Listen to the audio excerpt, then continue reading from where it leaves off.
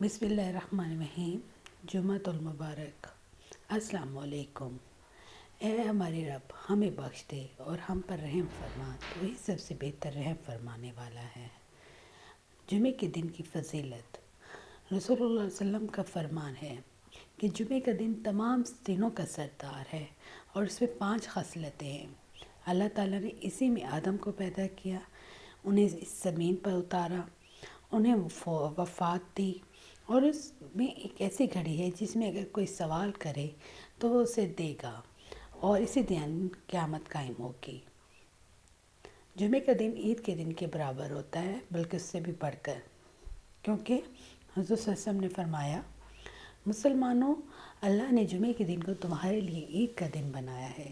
جو شخص نماز جمعہ کے لیے آئیے تو اسے چاہیے کہ غسل کر لے اور خوشبو لگائے اور مسواک کا اہتمام کرے۔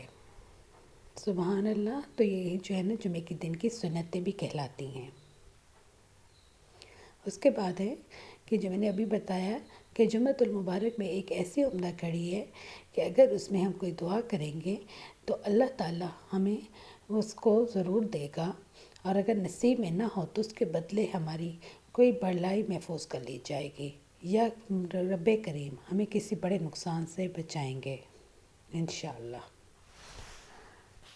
اب جمعے کے چند آداب ہیں کہ وقت شروع ہونے سے پہلے جمعے کی تیاری شروع کر دینی چاہیے، نہانا چاہیے، کپڑے صاف ستھرے پہننے چاہیے، خوشبو لگانی چاہیے، اور عاجزی و انکساری کے ساتھ مسجد میں داخل ہو جانا چاہیے۔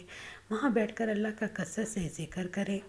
اور ایک جمعے کا بہت خاص ادب یہ ہے کہ جب مسجد میں لوگ بیٹھے ہو تو لوگوں کی گردنیں نہ پھلانگتے ہوئے، یعنی ان کے اوپر سے چھلانگیں لگاتے ہوئے نہ جائیں، انگلیاں نہ چٹکائیں۔